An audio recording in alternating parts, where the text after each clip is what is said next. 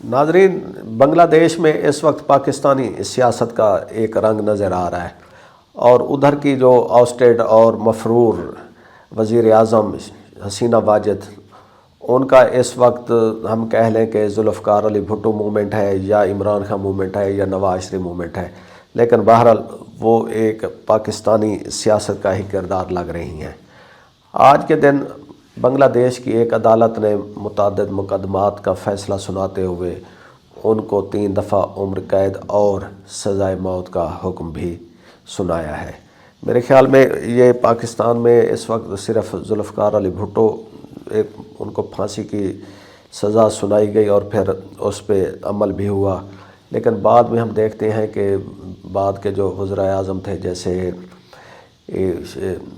بے نظیر بھٹو، ان کو مقدمات کا سامنا کرنا پڑا اور ان کی جائیداد ضبط کی اور 7 سال قید کی 5 سال قید کی سزا سنائی گئی، جو بعد میں اوور ٹرن ہو گئی۔ یہی کچھ نواز شریف صاحب کے ساتھ ہوا کہ ان کو بھی عمر قید کی سزائیں سنائی گئی ہیلی کاپٹر کیسز میں 14 سال، لیکن پھر حالات نے پلٹا کھایا تو وہ سعودی عرب چلے گئے۔ اور اب عمران خان ہیں، ان کو ایک مقدمہ، دوسرا مقدمہ اور کئی ڈزن مقدمے ہیں جن میں ان کو ابھی سزائیں یا ان کے فیصلے ہونا باقی ہیں، لیکن ان کو بھی 14 سال میکسیمم سزا سنائی جا چکی ہے۔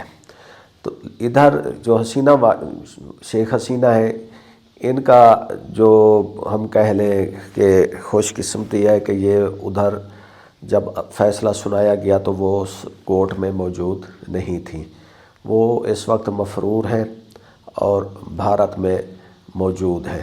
اچھا، اب ان پہ جو الزام ہے وہ یہ ہے کہ جی جب مظاہرے ہوئے تھے ان کی حکومت کا تختہ الٹنے سے پہلے، تو اس میں ان کے آرڈر پر 5 لوگوں کو جلایا گیا، اور اس کی وجہ پیچھے کیا ہے کہ جی ایک لیک ٹیلی فون کال کو اس فیصلے کا بنیاد بنایا گیا ہے۔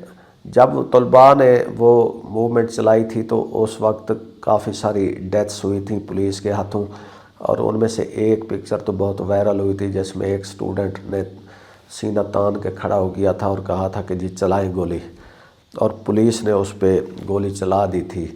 تو اس پر پھر پورے ملک میں ایک انقلاب آ گیا تھا۔ یہ تو بنگلہ دیش میں ہوتا رہا ہے۔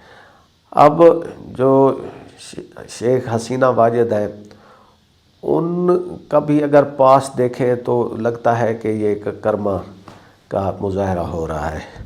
انہوں نے 3 ٹرمز بنگلہ دیش پہ حکومت کی، اور ان 3 ٹرمز میں انہوں نے اپنے مخالفین کو بہت بے رحمی سے کرش کیا۔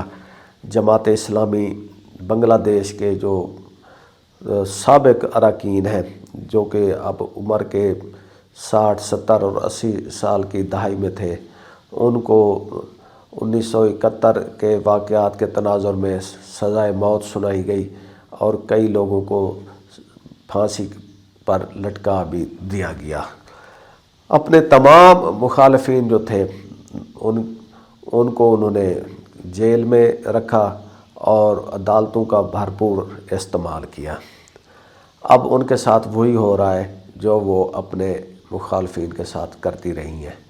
اس کے اوپر بنگلہ دیش میں کافی ری ایکشن بھی نظر آ رہا ہے۔ جو حسینہ کے جو حامی ہیں وہ سڑکوں پر موجود ہیں، وہ مظاہرے بھی کر رہے ہیں، جگہ جگہ پولیس کے ساتھ جھڑپیں بھی ہو رہی ہیں۔ دوسری طرف ایک یہ ماحول بھی بتایا جا رہا ہے کہ جب یہ فیصلے سنائے گئے تو عدالت میں جو ان مقدمات کے مدعی تھے یا ان لوگوں کے لواحقین تھے جن کے قتل کا مقدمہ چلایا جا رہا تھا، تو انہوں نے فیصلے پہ خوشی کا اظہار کیا اور انہوں نے تالیاں بھی بجائیں۔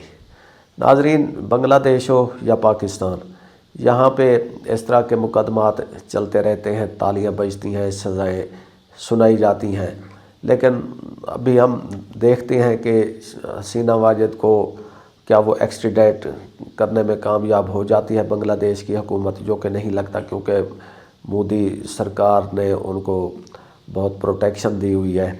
لیکن ہمارے جو خطہ ہے اس میں حالات بدلتے دیر نہیں لگتی۔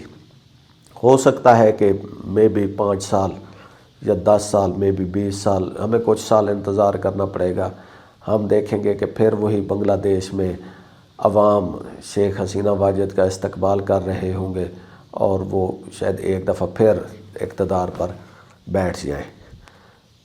اب اس بنگلہ دیش کا کوئی تعلق پاکستان سے جوڑ لیں۔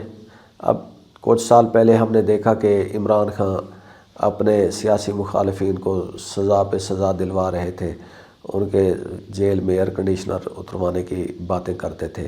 آج وہ عمران خان پھر خود جیل کی سلاخوں کے پیچھے ہیں، لیکن وہ بھی ہمیشہ نہیں رہیں گے کیونکہ عوامی جو اس وقت حمایت ہے ان کے ساتھ ہے۔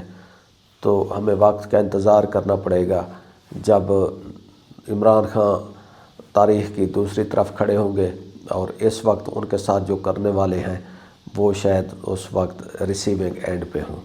دیکھتے ہیں کتنا انتظار کرنا پڑتا ہے۔ اجازت دیجیے، خدا حافظ۔